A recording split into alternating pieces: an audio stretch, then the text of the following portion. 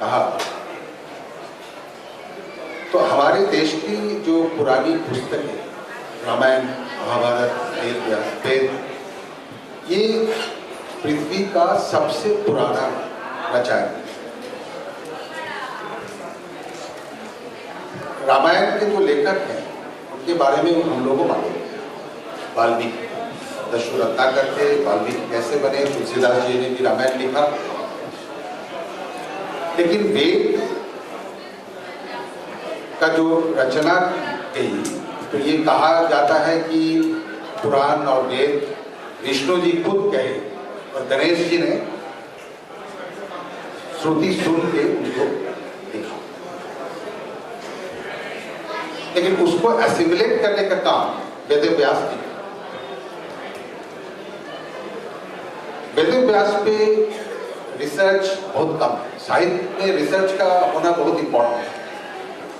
तो करीब 20-25 दिन पहले भारत भूषण जी आए और कहे कि जो इंटरनेशनल बुक फेयर होगा उसमें हम लोग एक टॉपिक लेके और कुछ काम करने वाले हैं और ये टॉपिक पे हम चर्चा करें। ऐसे बड़ा दिलचस्प टॉपिक है, इस पे कौन कौन आएंगे, क्या क्या होगा, हमसे चर्चा हुई। ऐसे बैठ के ऑफिस में चाय पे चर्चा हुई जैसे।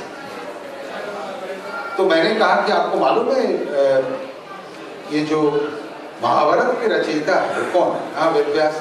और वेदों का भी उन्होंने अध्ययन करके जो पहले गणेश जी लिखे थे उसको एसिमुलेट करने का काम उन्होंने किया। ऐसे वेद व्यास के ऊपर कोई रचना या कोई रिसर्च भारतीय साहित्य में हुआ है? आपको मालूम है? भारत जी कहे कि नहीं, हम लोग कुछ मालूम नहीं है।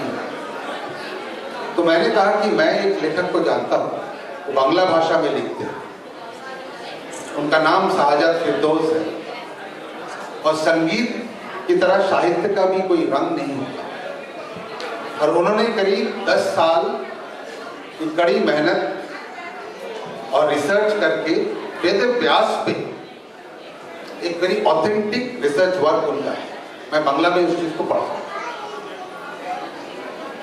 तो भरत जी कहे कि बहुत इंटरेस्टिंग है, ये कौन है? तुरंत मैंने फोन मिलाया और शाहजाद फिरदौस जी से बात। तो मैंने कहा कि आपका बांग्ला तो मैंने पढ़ा है लेकिन उसका क्या अनुवाद हुआ है? तो कहते हैं हम किसी को दिए थे, कुछ हद तक हुआ, कुछ हद तक नहीं हुआ। तो भरत जी और यहाँ पे अरुण जी मौजूद हैं, नाम सही बोल रहा हूँ ना, अरुण अग्रवाल जी। तो ये भी देखिए, साहित्य जो है कभी कभी सरफिरा लोगों का काम। आम इंसान, आम आदमी कभी साहित्यकार या साहित्य लेके आगे चल नहीं सकता। तो इन्होंने मिलके तय किया कि हाँ ठीक है, इसको हम लोग पूरा ट्रांसलेट भी करेंगे, इसको पब्लिश भी करेंगे। और शाहजाद फिरदौस जी का टाइम भी मिल गया और वो आज आ गए, हम लोग यहाँ बैठे हुए चर्चा करें। शाहजाद फिरदौस जी के बारे में मैं ये कहना चाहूँगा कि बहुत ही अनुभवी वरिष्ठ लेखक है, बांग्ला के बहुत प्रतिष्ठित लेखक है, प्रसिद्ध लेखक है। ये पहला उनका काम शायद हिंदी में अनुवाद हुआ और आज हम लोग बहुत खुशनसीब हैं कि आप यहाँ पे मौजूद हैं और इसके बारे में वो चर्चा करेंगे और किस तरीके से कैसे वेद व्यास की उन्होंने व्यास की रचना की, इसके बारे में बहुत कठिन परिश्रम इन्होंने किया। कहाँ कहाँ मुझे मालूम है, मैं इनसे जुड़ा हुआ हूँ 1974-75 से, और सुंदरबन में जाके वहाँ रह के वहाँ के लोगों का पूरा अध्ययन करके, पीड़ा खुशी सबको समझ के उनके ऊपर उपन्यास लिखना एंड प्रॉपर रिसर्च के बाद लिखना, ये एक साहित्य का बहुत बड़ा गुण है। मैं ये सोचता हूँ कि जो भारतीयता का जो अवधारणा है साहित्य में बहुत जरूरी है और पुराने जितने हमारे ग्रंथ हैं किस तरीके से रचयिता ने उसको रचा वो बहुत महत्वपूर्ण। आज के जितने लेखक हैं और साहित्य में इसका क्या उपयोगिता है और किस तरीके से इसको आगे ले चला जाए, ये बहुत एक दिलचस्प कहानी के रूप में शाहजाद फिरदौस से आप लोग सुनेंगे इसके बारे में।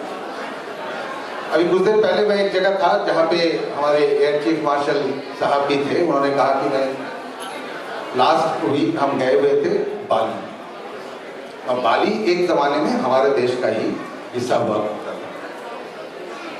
वहाँ डिफेंस मिनिस्टर के ऑफिस में एक मोरल्स बना हुआ था।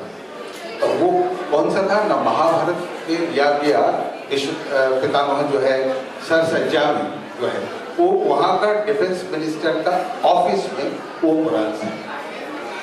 और जगह जगह पे उन्होंने कहा कि रामायण की महाभारत की डिफरेंट मोरल चारों तरफ। हमारे यहाँ पे कलकत्ता से शुरू हुई, दिल्ली, बॉम्बे, बेंगलोर, चारों तरफ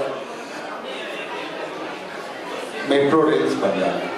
कलकत्ता में कुछ म्यूरल्स हैं टैगोर की पेंटिंग्स, लेकिन क्या हमारे नई पीढ़ियों को जोड़ने के लिए महाभारत रामायण के म्यूरल्स हमारे यहाँ चारों तरफ नहीं हो सकता? ये एक हम लोग को सोचने की विषय है, ताकि उसके साथ लोग जुड़े, जनता भी जुड़े, और हम लोग अपने इतिहास से साहित्य के रूप में भी और अदरवाइज भी हम जुड़ सकें। तो ज़्यादा हम वक्त नहीं लेते, कुछ विषय ये बहुत दिलचस्प है, बहुत बड़ा है, और हमारे डॉक्टर कथुरिया ने बहुत अच्छा बोला, उसके पहले डॉक्टर साहब ने भी बोला। बट लेकिन मैं बहुत बधाई देता हूँ भारत भूषण जी को और प्रवक्ता.com को और अनुज जी को, जिन्होंने ये बेड़ा उठाया।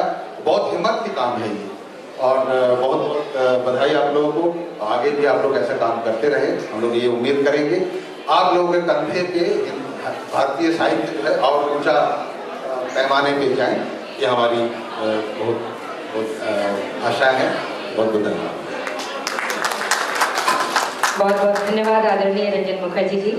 और जो प्रैक्टिकल सेंस में हम कुछ कर सकते हैं भारतीयता को बचाए रखने के लिए, उस तरह की बहुत ही सारगर्भित बात इस चर्चा में सामने आई।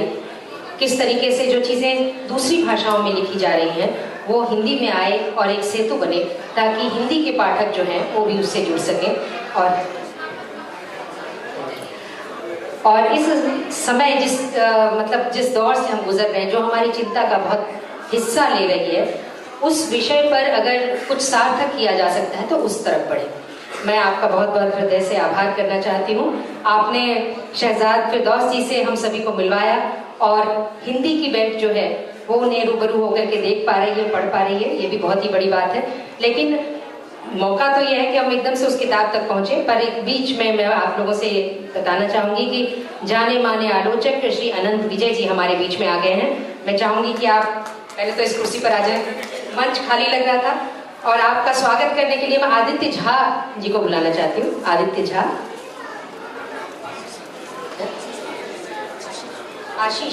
आशीष जी कृपया मंच पर आए।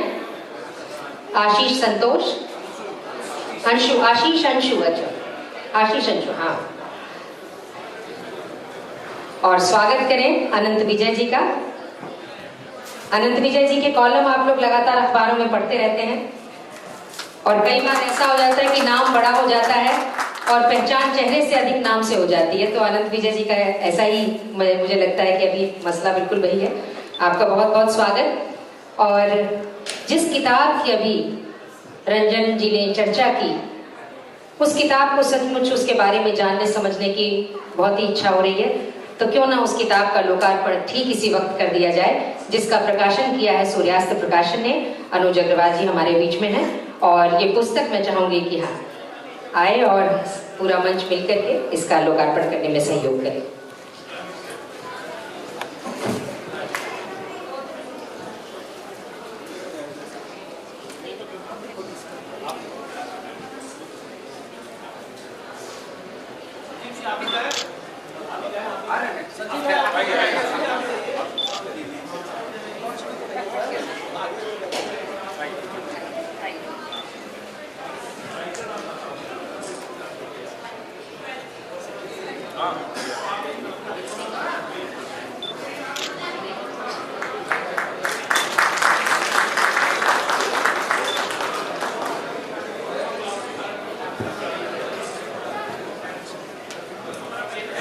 व्यास जी के बारे में ये है कि निगम कल्पतरोर गलितम फलम शुक मुखाद अमृत द्रव संयुतम। ये जो है ये वेद व्यास के मुंह से निकला हुआ जो अमृत है ये, और अष्टादश पुराणेषु व्यासस्य वचनद्वयम्, 18 पुराणों में वेद व्यास के 2 ही कथन हैं कि परोपकारः पुण्याय त्वापाय परपीडनम्। दूसरों का उपकार करना यही सबसे बड़ा धर्म है और दूसरों को कष्ट पहुंचाना ये सबसे बड़ा पाप है। तो ऐसे वेद व्यास जी पर इन्होंने रचना की, ये धन्यवाद के पात्र हैं। बहुत बहुत बधाई। बहुत बहुत बधाई। हम तालियां बजाते हैं और शरीक होते हैं ऐसे आनंद उत्सवों में, लेकिन फिर सवाल वही घूम फिर करके आता है कि ये किताबें कितनी पढ़ी और खरीदी जाती हैं, कितनी बिकती हैं बाजार में, क्योंकि आजकल हर चीज़ जो है ना वो उसका टीआरपी वैल्यू क्या है वो देखा जाता है। तो अगर हम उस निगाह से बात करें तो मुझे फिर वही सवाल, एक बहुत बड़ा प्रश्न चिन्ह हमारे आंखों के सामने लगता है। लेकिन दूसरी तरफ ये भी लगता है कि कई ऐसी किताबें हैं, जैसे मेलोहा ले लें, या अभी त्रिपाठी ने जो अचिंत्य त्रिपाठी की जो किताब आई है ट्रायोलॉजी ऑफ शिवा, वो कितनी मतलब अधिक रॉयल्टी ले रही है और कितनी सक्सेसफुल, कितनी कामयाब हो रही है। उसी तरह से अगर हम हिंदी के लेखकों में देखें तो एक नाम मुझे बहुत बड़ा दिखाई पड़ता है डॉक्टर नरेंद्र कोहली का, कि उन्होंने भी अपनी पौराणिक जो हमारे आइडियोलॉजीज रहे हैं उनको आधार बना करके जो रचनाएं आज के संदर्भ में लिखी हैं वो बहुत कामयाब हुई हैं, बहुत अधिक पढ़ी जा रही हैं, खरीदी जा रही हैं। आज उसी क्रम में वेद व्यास जी की जीवन पर आधारित जो ये पुस्तक, जिसके लिए कि लेखक जंगलों में भी जाकर रहा और फिर उसने उस स्पंदन को महसूस किया जिसको इस किताब में पिरोया है। अगर एक आलोचक की निगाह से बात करते हैं तो कितना इसे फ्रूटफुल, कितना उपयोगी और अगर मैं गलत न कहूँ तो बिकाऊ समझता है, बिकने वाला समझता है, इसकी सेलिबिलिटी क्या है। आइए कुछ बात इस पर करते हैं। इससे पहले कि हम फिरदौस जी से बात करें, हम पहले बात करते हैं, हमारे बीच में अनंत विजय जी हैं, वे इस संदर्भ में क्या कहना चाहते हैं। हम सभी स्वागत करें अनंत विजय। धन्यवाद। मेरे साथ बैठे मित्रों, आज दिल्ली में ऑड इवन नहीं था, इस वजह से ट्रैफिक काफी है और 2:15 बजे रिंग रोड से मैं चला हूँ और 3:30 बज गए यहाँ आने में, तो आप सबसे माफी चाहूंगा आयोजकों से खास तौर पर। आज का विषय साहित्य में भारतीयता की अवधारणा है। मुझे लगता है कि